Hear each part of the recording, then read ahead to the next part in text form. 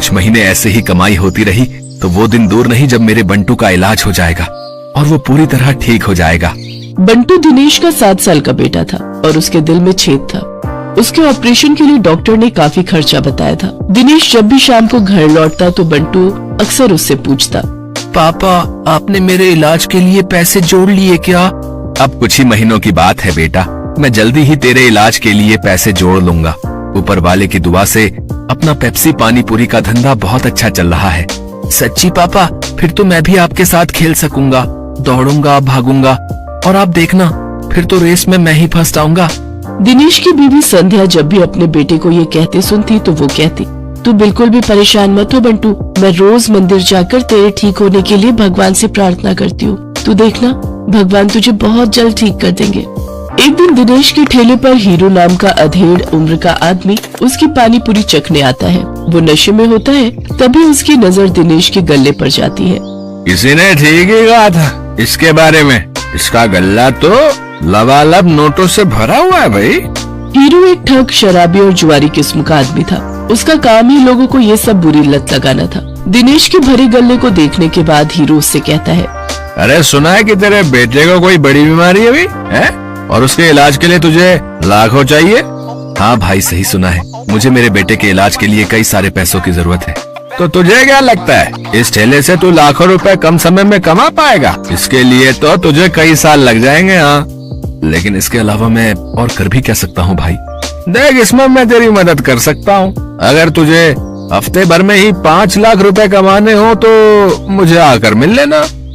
ये रहा मेरा पता, ठीक है ना? अच्छा अब मैं चलता हूँ, ठीक है भाई? आखिर ऐसा कौन सा रास्ता है इसके पास जो ये मुझे एक हफ्ते में इतने पैसे कमा कर दे देगा? खैर मुझे क्या, मुझे तो बस अपने बेटे के इलाज के लिए पैसे से मतलब है। एक काम करता हूँ, एक बार जाकर इससे मिल ही लेता हूँ। यही सब सोचकर एक दिन दिनेश जाकर हीरो से मिलता है। हीरो उसे ऐसे सपने दिखाता है कि दिनेश ज्यादा पैसे कमाने के लालच में उनके साथ जुआ खेलने लग जाता है।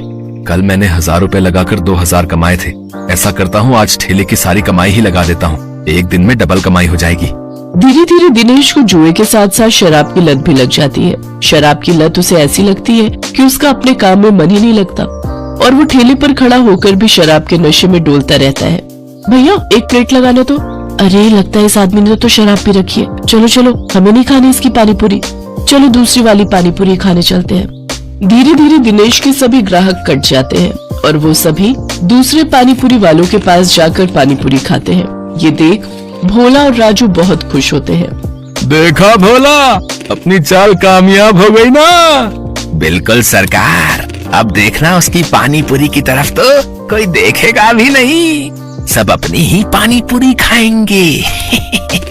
कुछ दिन ऐसे बीतते जाते हैं। अपने धंधे को मंदा देख दिनेश शराब और जुए की लत में और डूब जाता है और उसका बचा खुचा धंधा भी चौपट हो जाता है। ये सब देख संध्या और बंटू बहुत दुखी होते हैं। फिर बंटू अपनी माँ से कहता है, माँ अब तो मैं कभी भी ठीक नहीं हो पाऊंगा ना, पापा तो अब सारे पैसे शराब और जुए में ही उड़ा देते हैं। तू परेशान मत हो मेरे लाल, बस ऊपर वाले पर भरोसा रख, एक दिन सब कुछ ठीक हो जाएगा। सारा दिन नशे में धुत रहने और धंधा चौपट होने के कारण दिनेश के घर में खाने पीने के भी लाले पड़ जाते हैं।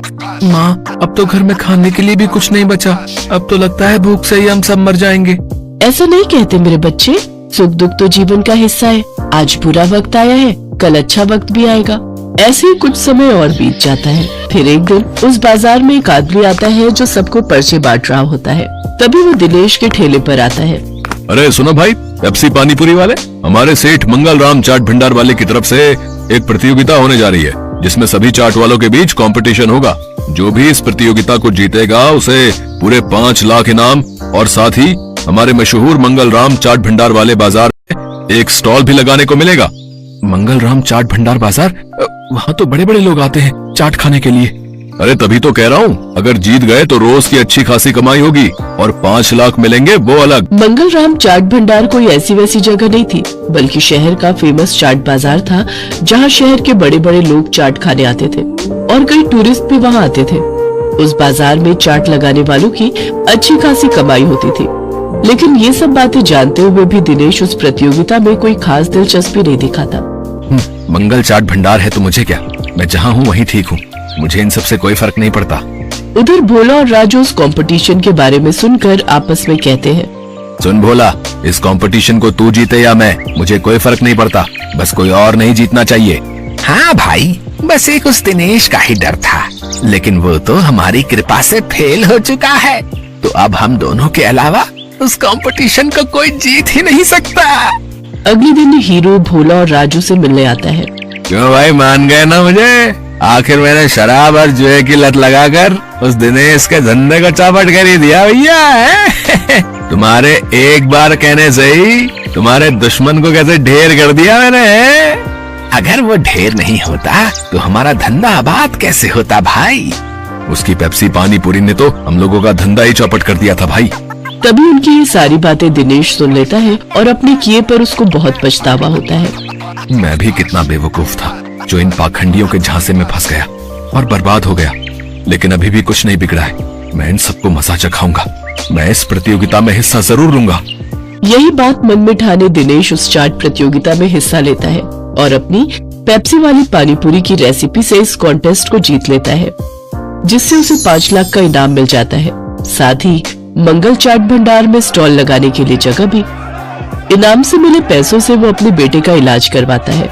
बंटू पूरी तरह से ठीक हो जाता है और वो भी दूसरे बच्चों की तरह खेल कूद करने लगता है। दिनेश की पेप्सी उस बाजार में जो भी ग्राहक आता वो उसकी पानीपुरी चखे बिना वापस नहीं जाता। उसकी तरक्की देख राजू, भोला और हीरो को अपनी करनी पर बड़ा पछतावा होता है।